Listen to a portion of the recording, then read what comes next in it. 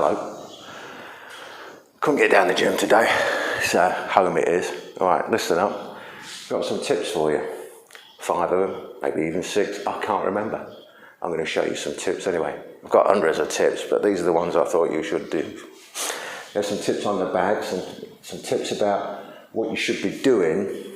Now I'll show you it on the bag, just light and slow and gentle, but you should be using these in every area of your training, whether it's combat sports, or self-defense, traditional martial arts, anything. Take the principles and apply them to your training. It's very important that you do that. We're teaching what we call principles, little bits that make everything work. Once you've got the principles, you can apply them everywhere. That's a very important aspect of learning and your training, that you understand the principle-based approach as opposed to technique, teaching a technique. You can learn a million techniques, you may or may not remember them. Learn a few principles, you end up with more techniques than the technique guy. Alright, it's that simple. Anyway, have a look at these top tips and have fun with it. Catch you later.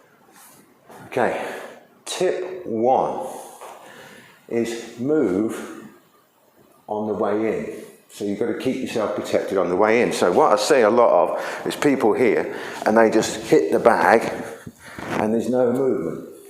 So what I try to get my people to do is to be that half step or so out, and then they've got to work their way in before they're allowed to throw.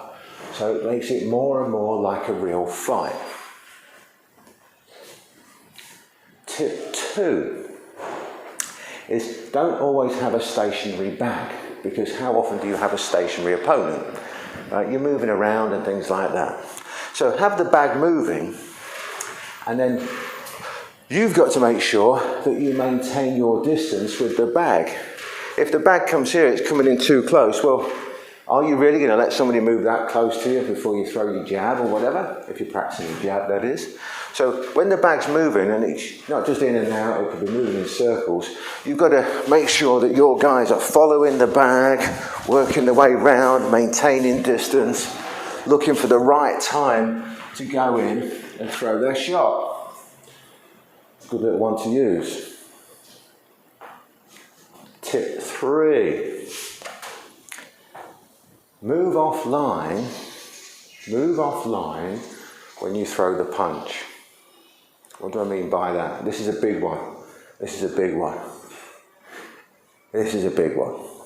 Imagine this bag is your opponent, there's the head, and the outside of the bag is their shoulders. So you've got the head and the shoulders. So imagine a straight line down there, and you've got 2 straight lines down the other side.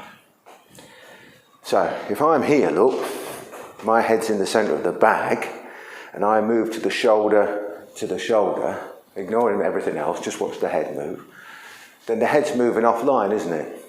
If I'm always just punching here, then the head's never moving offline. If I'm punching, and punching, the head is moving offline. Big one. Make sure you guys are moving offline.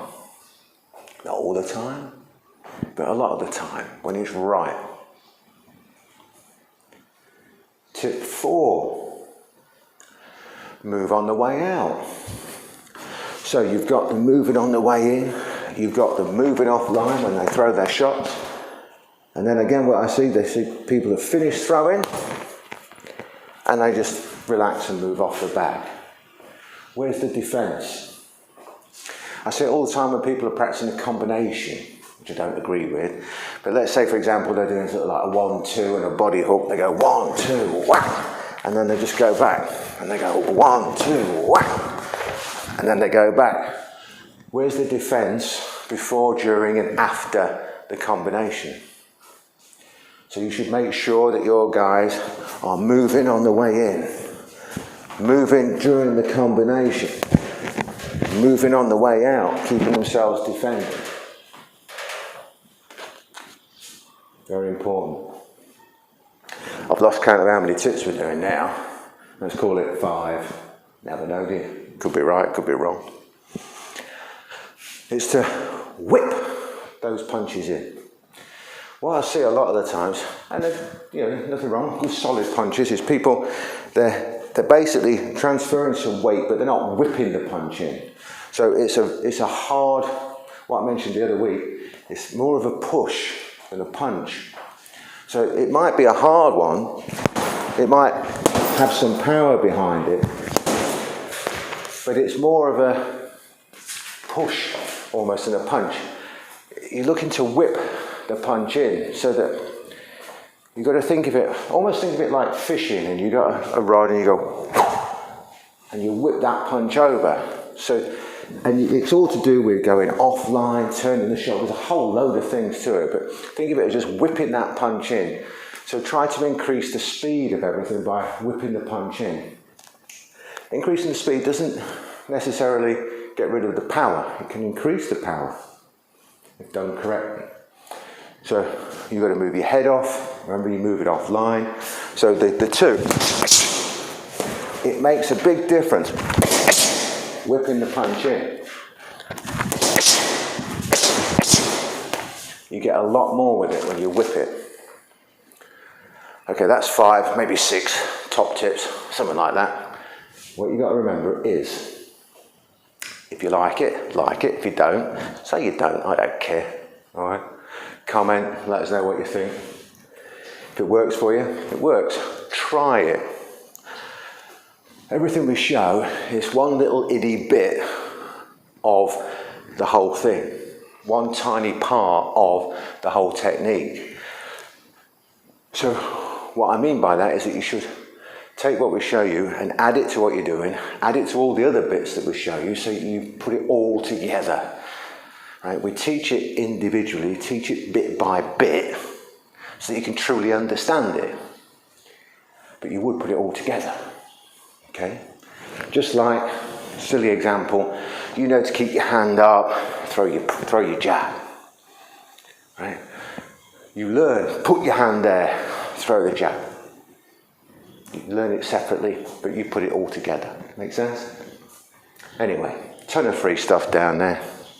Help yourself, fill your boots, share it, whatever. I don't know. Do what you like with it. Anyway, catch you later.